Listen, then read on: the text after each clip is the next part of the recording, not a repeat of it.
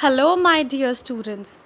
Welcome back to your science class. So, students, today we will start our back exercise question of chapter number 7, that is living and non living.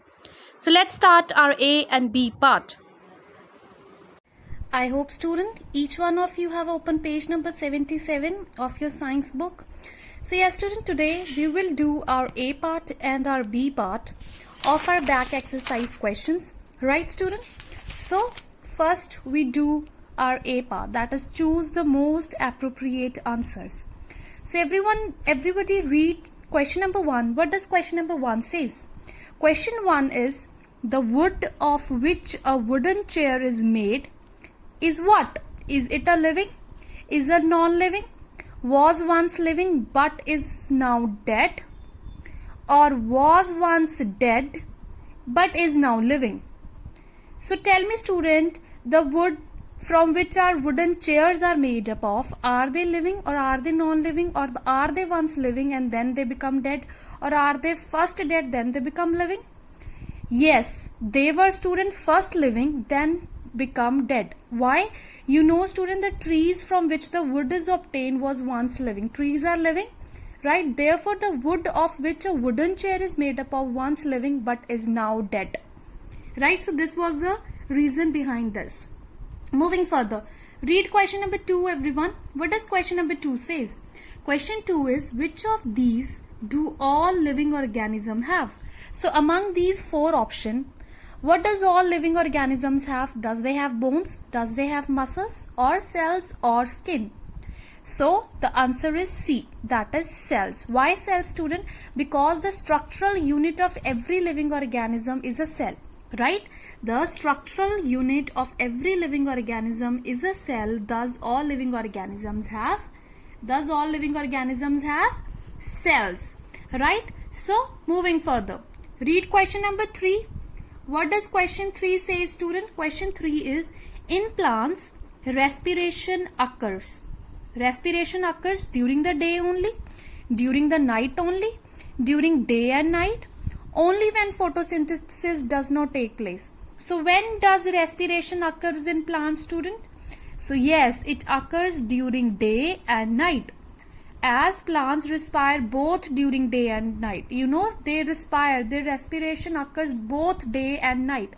However, student, during the day, the amount of oxygen given out by the plants through the process of photosynthesis, everybody know that. So for that, they far exceeds the amount of oxygen used by the plant for respiration. So this is the reason that in plants respiration occurs during day and night. So moving further, what does question 4 says? Read question number 4, student. Question 4 is which of these is not a product of excretion? Now you have to tell that which amongst these 4 is not, student. Read properly, is not a product of excretion. Is it sweat, urine, energy, carbon dioxide?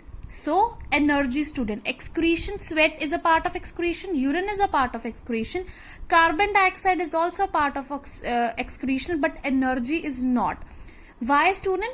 As energy is something that gives us our body feels innovative or something like that.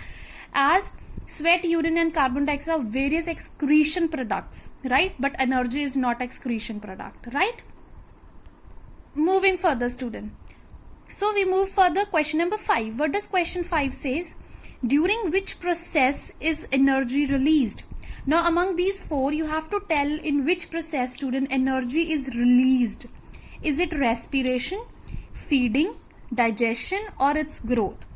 So student, answer is respiration. Why respiration? Because during respiration, student, the oxygen inhaled reacts with the digested food to produce energy, right? So this is the reason. So moving further, read question number 6, everyone. What does question 6 says? Question 6 is the size of an organism is primarily dependent on number of cells in its body, size of cells in its body, space between cells in its body, or is its amount of water in its body. So you have to tell the size of organism is primarily what does the size of organism depend upon? Primarily depend upon. So student, it depends upon the number of cells in its body. How? Because the size of an animal primarily depends upon the number of cells in its body. So this is the way, this is the answer of question number 6. Moving further. So now question number 7. What does question 7 says? A cockroach breathes through. Now you have to tell from where does a cockroach breathe? Is it from gills? Is it from lungs or nostrils or holes in its body? Now you have to tell about a cockroach. So student, remember this, that cockroaches breathe through holes in its body, right? Those holes are known as tentriacal tubes. You have read in our chapter, that is trenchial tubes, right? Which trenchial tubes? Moving further. What does question number 8 says? Read question number 8. What does question number 8 says? Question number 8 is, if a potted plant is kept near a window from where light is coming in, the tip of the plant, where does the tip of the plant grows? Towards the window, away from the window, straight up, or not grow? So you have to tell. Student, first of all, tell me everyone, which is this process known as? When a plant is potted near a window and it bends toward wherever it will bend, we will know the answer. That process is known as you all have studied this in our previous video. You all should know, students, that the process is known as phototropism, right? That process is known as phototropism. So the answer is it grows towards the window, student, right? Because plants grow in the direction of sunlight. So this process is a phototropic movement. Phototropism, or it is a phototropic movement. Okay. So now with this we have completed our A part, right? So now we move further to our B part, students. So what does B part say, student? B part is very short answer. We have to give in one word. So everyone please listen. Whatever the answer will be, write answer here. The space given provided here, write is this true or is it this false, or whatever the answer will be, write this side. I will write, you will write as it is how I will write, right? I want spellings should be correct, right? So let's read question number 1. All living things move and all non-living things do not move. Now you have to tell me, is this true or is this false? Now they say is that all the living organisms move but non-living things do not move. Is it true? It is false, student. Why false? There are some living objects such as cars, buses, aircrafts, ships and machinery that can move when an external force is applied to them. So that is the reason. The living, you can write that there are certain non-living things such as car, buses, etc. You can write here. Such as cars, buses, ships, etc. can move. Right? What is the answer? C. I'm clearing this picture. C.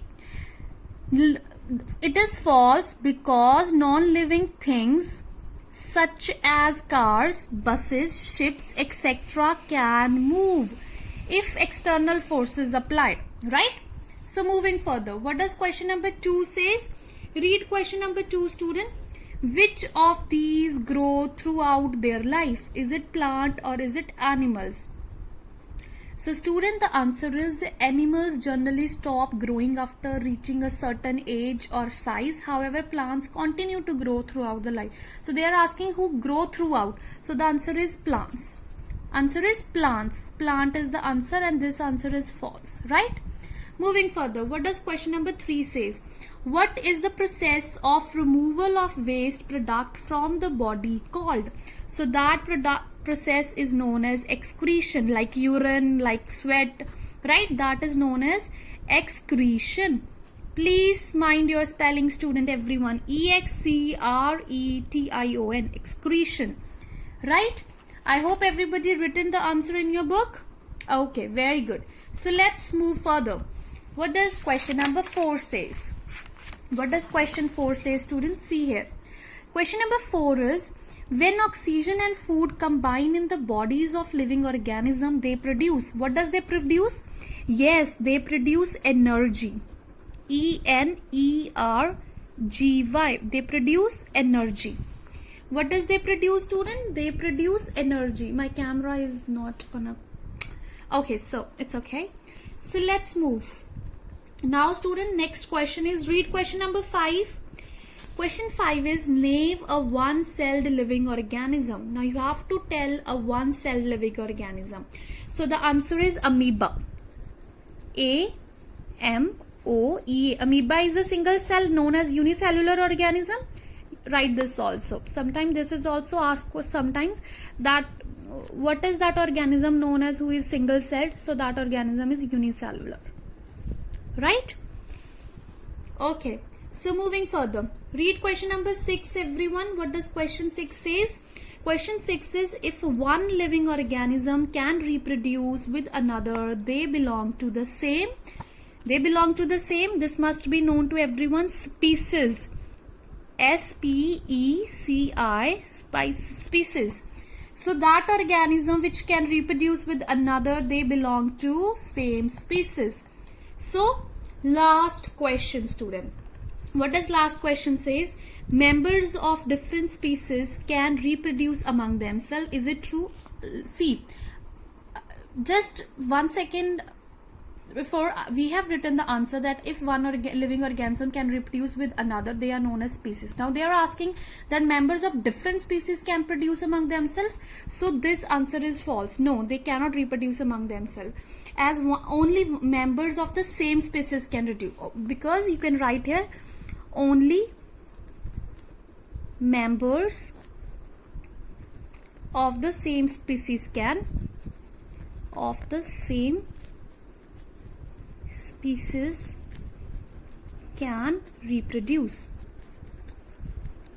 reproduce among themselves.